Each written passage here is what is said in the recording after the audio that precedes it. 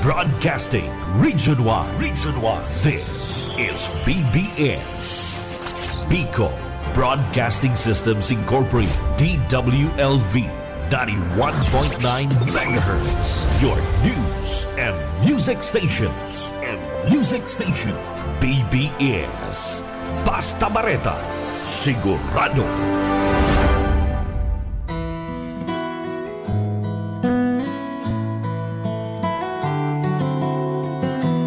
Good morning. Biyaya sa pagkaga. Ang iyong abang lingkod po ay Pastor Ben Blanco po ay makakasama ninyo dito sa himpilang BBBS DWLB 91.9 MHz sa pita ng inyong mga radyo at live po tayo sa Facebook. Ang aking pagbati sa ating napakasipag na head of the prayer committee ng AMNI, walang iba, Pastor Luis Bulaños, ang ating station manager at sponsor, si Lalaine Villaferte Abunal. Ganon din po sa ating chairman at mga board of trustees ng AMNI.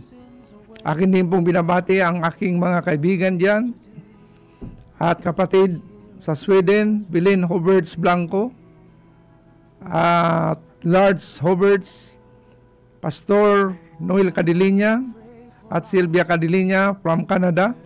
Ganon din po kay Brother Joric Palma, Sis Ira Palma, Sis Aida Bercasio, at Sis Anika from Canada po. Ganon din po ang aking mga kumpare at diyan sa Quezon City, Brother Rod Otico at Sis Josie Otico. Ganon din po ang aking kamanggagawa sa Church of Christ sa Naga City, Pastor Resim Grencio, Pastor Chris Lara at Pastor Lindo Abajo. Sa technical side po, makakasama natin si Sir Ariel Camarote at si Stephen Fabi.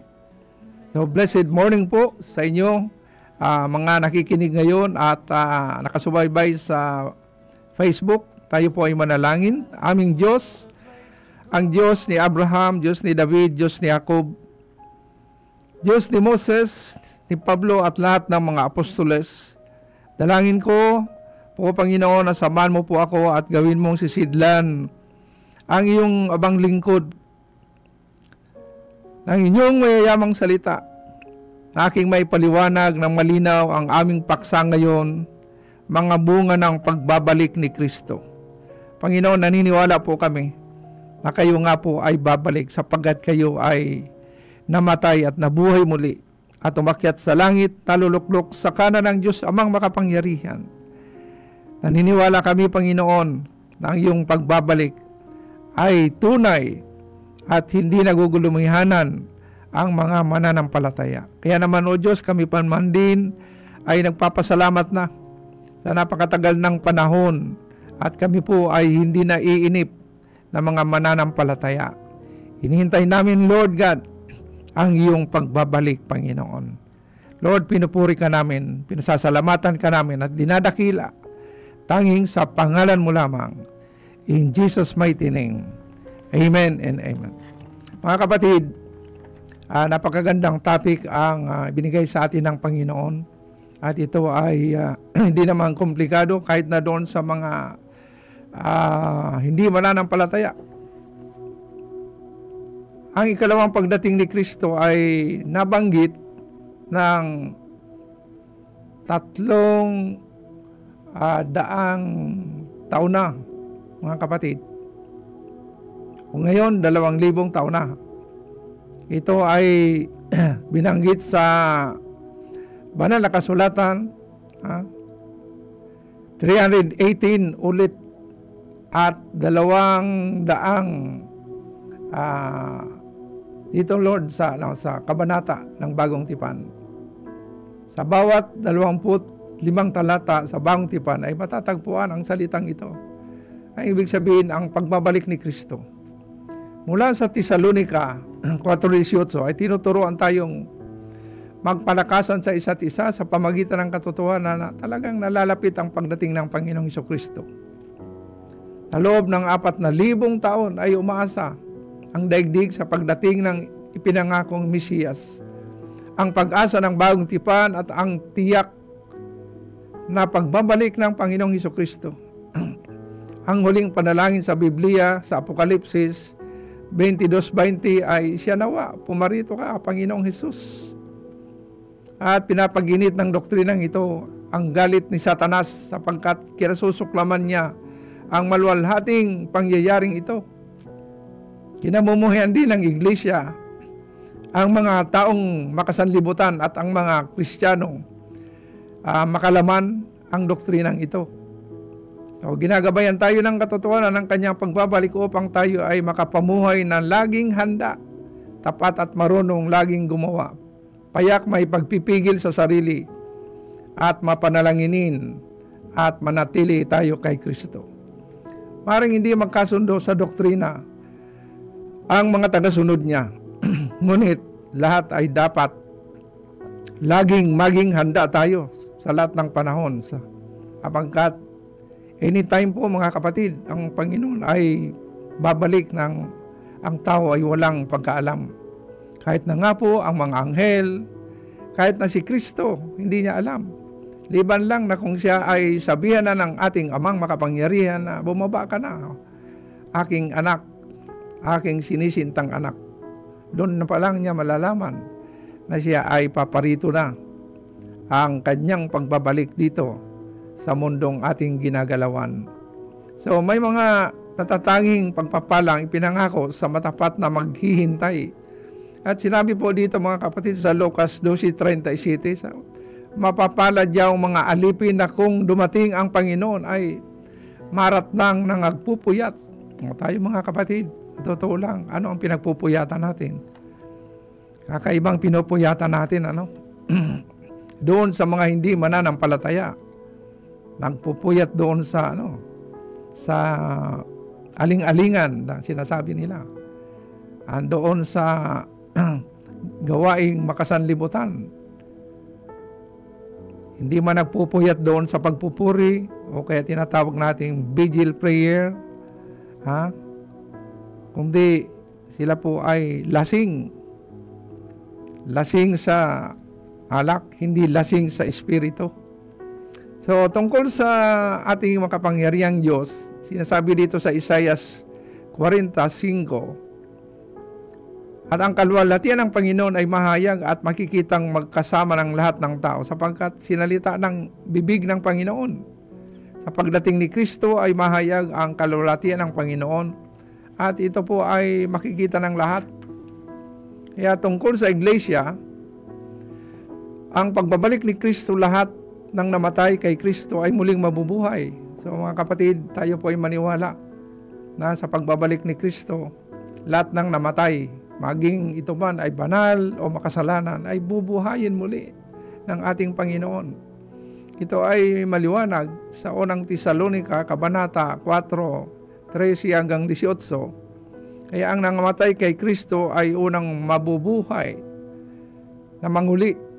So, isipin natin na yung mga taong namatay ay mabubuhay muli.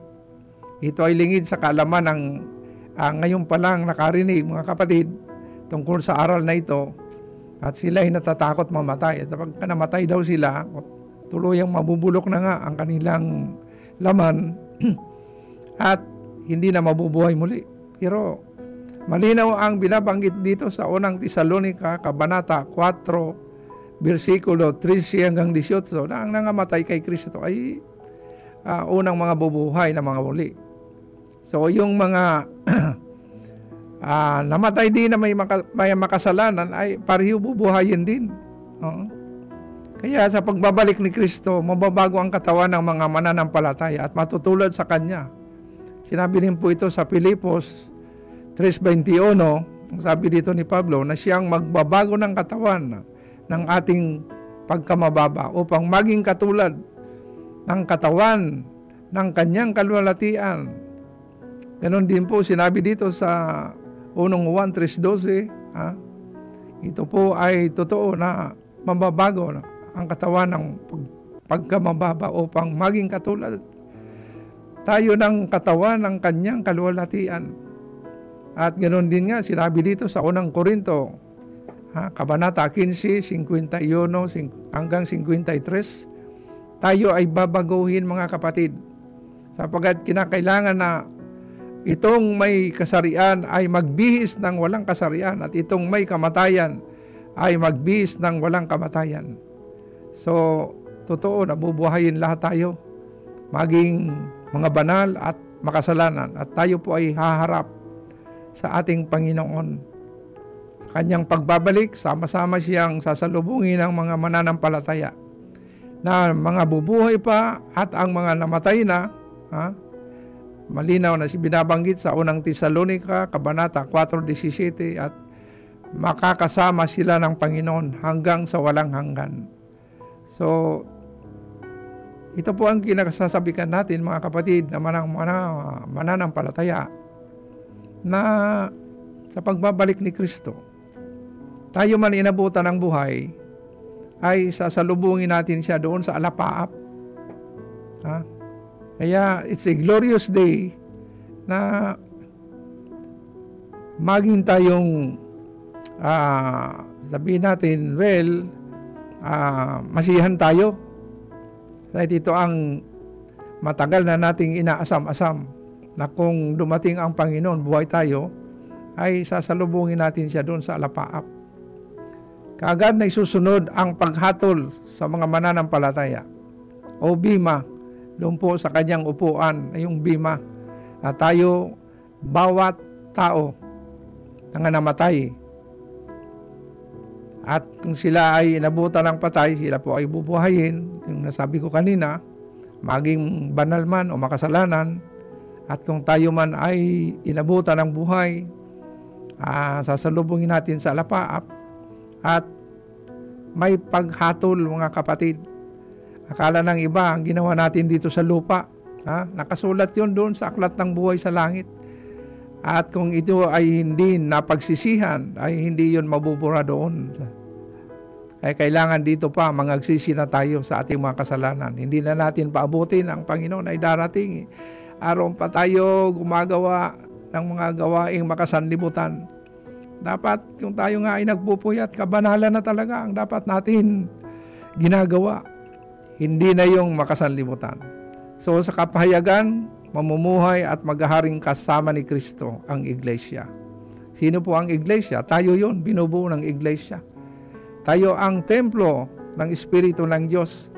Ito ang iglesia na kung saan ang Espiritu ng Diyos ay nananahan sa ating physical na katawan. Dito sa loob ng ating katawan, siya ay namumuhay. Siya po ay nakatira sa ating katawan, mga kapatid. Sila ay nangabuhay at nagsipagharing kasama ni Kristo sa loob ng 1,000 taon. So tayo mga kapatid, pagkatapos ng paghuhukom, ang bawat isa ay harap sa Panginoon. Ang Panginoong Kristo ay maghahari kasama ni Kristo sa loob ng ilang taon. 1,000 taon, 1,000 years.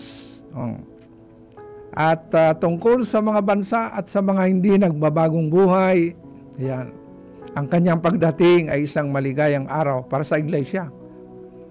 At sa Israel, ngunit isang malungkot na araw para sa natitira. So mga kapatid, malungkot yun doon sa mga hindi mananampalataya. Pero napakasaya. Ito ay maligayang araw para sa iglesia, lalong-lalo na doon sa Israel, mga kapatid. May plano ang Panginoon na ang mga Israelita at ang mga Pilistino ay magkakaisa na sila.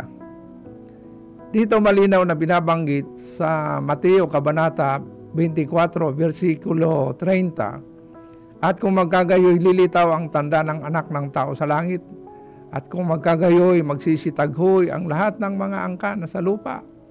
Isang malungkot na araw para sa mga hindi ligtas. So, sabi ko nga kanina, sabi ko na mga kapatid,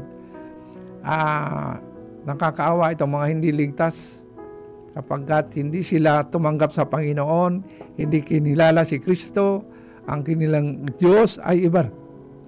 Iba naman mga kapatid. Iba ang kinikilalang Diyos. Kaya sa kanilang panig, mga kapatid, ito ay malungkot na araw. Pero sa mga Kristiyano, ito ay napaka-ligayang araw.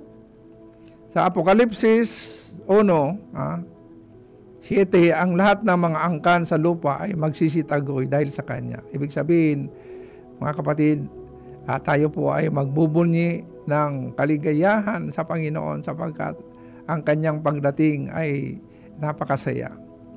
Isusunod ang kapayagan ni Kristo, ang paghatol sa mga bansa. At sinabi dito sa Mateo, Kabanata 25:31, Matthew chapter 25, verse 31, datapwat pagparito ng anak ng tao ay nasa kanyang kaluwalhatian. At kung magkagayoy, luluklok siya sa luklukan ng kanyang kaluwalhatian at titipunin sa harap niya ang lahat ng mga bansa at sila'y pagbubukod-bukodin gaya ng pagbubukod-bukod ng pastor sa mga tupa at mga kambing, mga kapatid. So, sino ang binubuo ng bansa?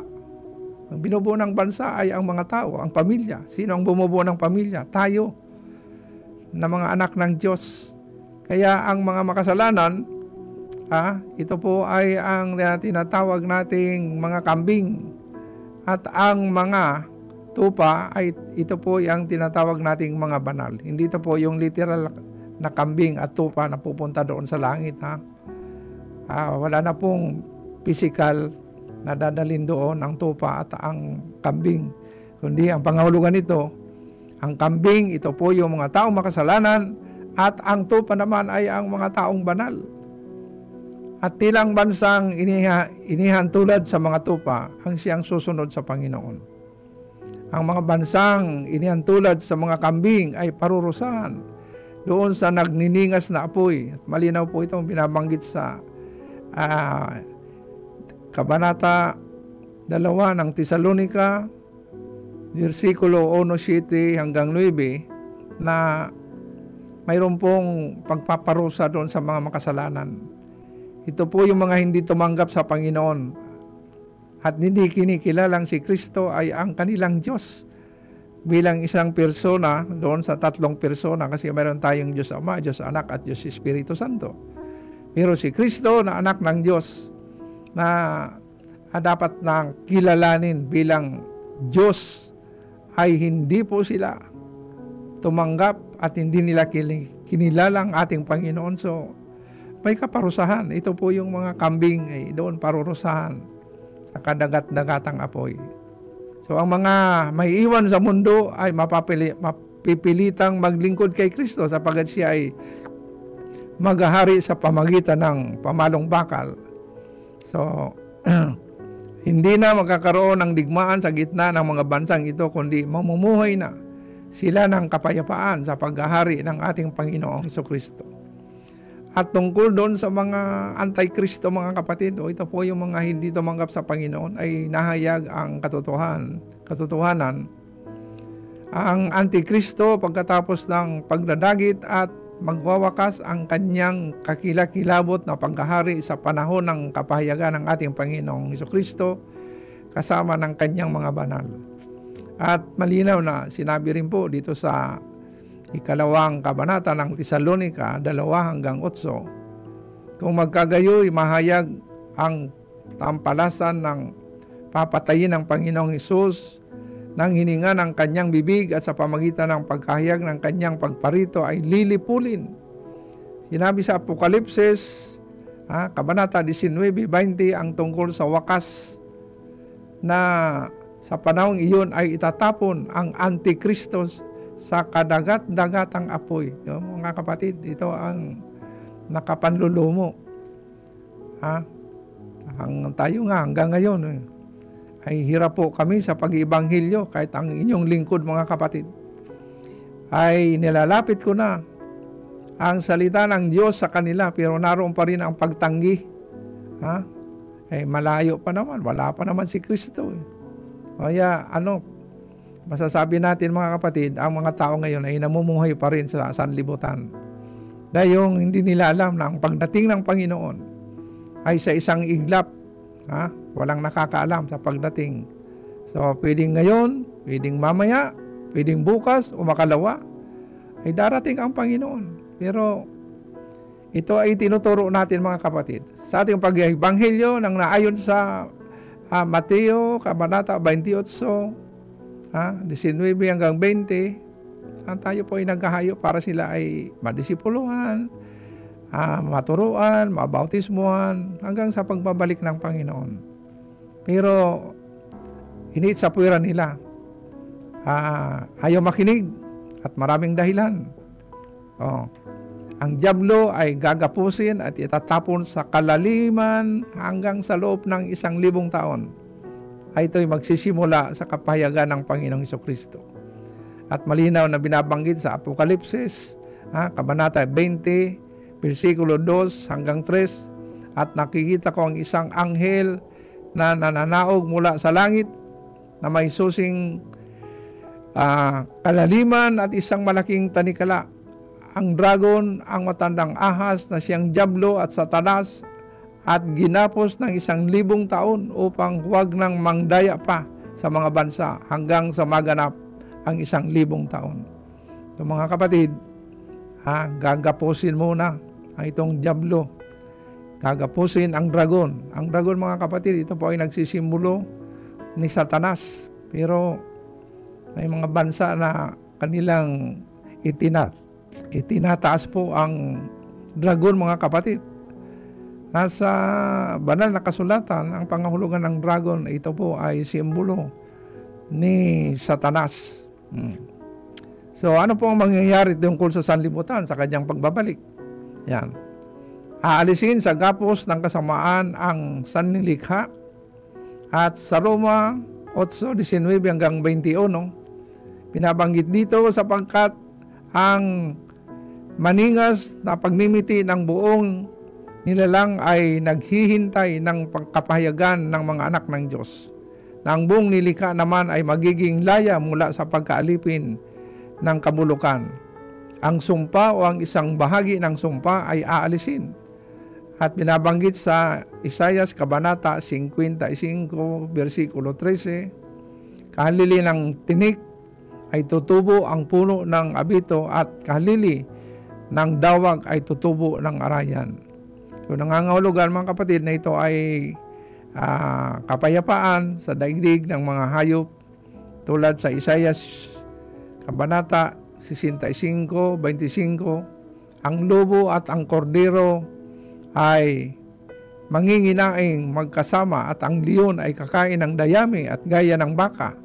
Sila'y hindi mananakit o mapapahamak man sa aking buong banal na bundok, sabi ng Panginoon. So mga kapatid, sa pagbalik ng Panginoon narito kahit na ang mga hayop mga kapatid ay magkakasama-sama na. Sila po ay, dati ang leon ay iba naman ang kinakain nito, hindi naman dayami gaya ng baka, pero sila po ay magkakasama-sama ng kakain ng dayami. So ang kaparaanan ng magiging isang bukid na nananganang sa bunga, sinasabi sa Isaias 32:15, hanggang mabuo sa atin ang Espiritu na mula sa itaas, at ang ilan ay magiging mabungang bukid. So mga kapatid, ito ang magiging kalagayan ng sanlibutan, pati yung mga bukid o mga bundok ay magkakaroon ng masaganang mga masaganang ani, mga bukid. Ang ating mga palayan ay magkakaroon ng masaganang ani. Ang desierto naman ay mamumulaklak na katulad ng isang rosas. Ito po ay binanggit sa Kabanata 35:1 ng Isaias. Ang ilang at ang tuyong lupa ay sasaya, at ang ilang ay magagalak at mamumulaklak na gaya ng rosas. So may mga pagbabago po sa pagbabalik ng Panginoon. Ang desierto ay mamumulaklak na. Alam natin, ang desierto po ay hindi naman yan natataniman ng halaman na mamumulaklak. Ang naroon po ay cactus. Pero sa pagbabalik ng Panginoon, ang desierto ay mamumulaklak tulad ng isang rosas, at ang ilang ay tuyong lupa ay sasaya. Ito po ay magkakaroon ng kasaganaan, ang dating tuyong lupa ay matatamnan na, at mamumulaklak na gaya ng mga rosas. Sa Israel, mga kapatid, ay sagana na. Pero kung ikukumpara mo sa ibang karatig puok ng Middle East, ang kanilang mga disyerto o ilang mga kapatid ay hindi napagtatamnan ng mga gulay. Pero ngayon sa Israel, sila po ay nag-i-export na ng mga iba't ibang mga bunga ng kahoy, mga gulay sa iba-ibang bansa, kapagkat ito ay pinagpala ng Panginoon. Mga kapatid, sa pangwakas, in conclusion, ano po ang mangyayari? Bilang ang Panginoon ay darating, kailangan tayo po magpuyat, maghintay, at maghanda. Ito po ang nais kong ipaalam sa inyo. Kasi maraming tayo ngayon, walang handa. At ang pagbabalik nga ng Panginoon ay sorpresa. So, binalaan tayong maghintay, magpuyat, at maghanda. Kapag malinaw ang binabanggit dito sa Kabanata 13 ng Marcos, versikulo 33. Kayo'y mag-iingat, magsipuyat, at magsipanalangin sapagkat hindi nyo nalalaman kung kailan kaya ang panahon ng pagbabalik ng Panginoon. So, magpuyat tayo. Malinaw din, sinabanggit dito sa Kabanata 24:42 ng Mateo, magpuyat nga kayo sapagkat hindi ninyo nalalaman kung anong araw paparito ang iyong Panginoon. So tayo po ay pinaalalahanan ng Panginoon ay may mga bagay na pinagkatiwala sa atin at hinihingi niyang maging tapat tayo sa paggamit ng mga bagay na ito. Dapat nating ingatang mapanatili ang isang kalugod-lugod ng pag-uugali na binabanggit dito sa 1 Juan 3:1 hanggang 3. So dahilan sa nalalapit niyang pagbabalik, dapat nating madaliin ang katuparan ng dakilang pagsugo na binabanggit sa Mateo 28:18 hanggang 20, ang pagdala ng mabuting balita sa bawat bansa at sa bawat nilalang. Ito po yung ating paghahayo, mga kapatid, at tayo po ay inutusan na humayo kayo. Ipangaral nyo ang banal na salita ng Panginoon. Turuan nyo sila, disipuluhan nyo sila, bautismohan nyo sila, hanggang sa pagbabalik ng ating Panginoon. So, dapat nating gawin ang lahat ng ito at makakaya upang mapalaganap ang kapahayagan ng salita upang hindi magtagal pa ang araw ng pagbabalik ng Panginoon. So, purihin na ang Diyos, mga kapatid. Inabutan naman po tayo ng oras. So, tayo po ay manalangin. O dakilang Diyos, salamat Panginoon sa umagang ito, kung saan ay aming tinalakay, Lord God, ang kalagahan ng pagbabalik mo, Panginoon, dito sa lupang aming tinitirahan, O Diyos. Lord, ang hamon sa amin ay patuloy namin, Lord, maihayag ang iyong banal na salita habang hindi ka pa dumarating, Panginoon. At alam namin dahil ito'y surprise na dapat kami po maghanda, Panginoon, anytime, Lord God, kung ang masamang espiritu, kung si Satanas ay nag-overtime, dapat na, Lord, ma-overtake namin siya, Panginoon. Ang gawin namin, Lord, pagkat binigyan mo kami ng buhay, na kami ay tumanggap na sa iyo at ang iyong pangako, ang buhay na walang hanggan. Habang narito po kami sa lupa, tulungan mo kami, Panginoon, na mga salita mo, Lord, ay maipahayag namin, Lord, sa iba-ibang dako ng bansa. Lalong-lalo na dito, Lord, sa Pilipinas, marami pang barangay ang hindi namin naabot, Panginoon. Mga pamilya na ayaw pang tumanggap dahil sila po ay nasa sanlibutan pa. At sila ay nagugulumihanan na hindi pa naman daw darating ang Panginoon. Kaya medyo relax pa po sila. Lord, tulungan mo kami, Panginoon. O Diyos, ipuin mo po ang kanilang mga puso na ito ay tatanggapin ang iyong salita, Panginoon. Tanggapin ka bilang tagapagligtas, Panginoon. At alam namin, Lord, na ito ay sorpresa. So dapat patuloy kami nagpupuyat, nagbabasa na iyong salita, nagpupuri, nagpapasalamat sa iyo, lalong-lalo na sa araw ng linggo na kung saan, Lord God, ikaw ay patuloy naming niluluwalhati, Panginoon. Lord, tulungan mo sila. Yung mga taong wala pa at hindi paligtas, Panginoon, mahabaghina namin ng iyong mga salita at sila po ay tumanggap. Para naman, Lord God, hindi lang kami ang makikita mo doon sa langit, kundi nais po namin makasama sila, Panginoon. At kung saan ikaw ay naroon, gusto namin, Lord, na sila ay doroon din. Na inihanda mo sila, Panginoon, ng isang kwartong ginto, Panginoon, na kanilang titirahan doon sa langit, Lord. Lord, pinupuri ka namin, pinasasalamatan ka namin, dinadakila ka namin, tanging sa pangalan mo lamang. In Jesus' mighty name.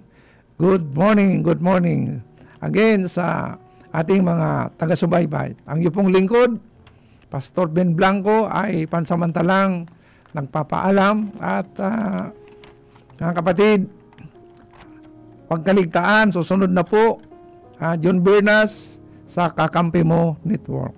Thank you, good morning, and God bless us all.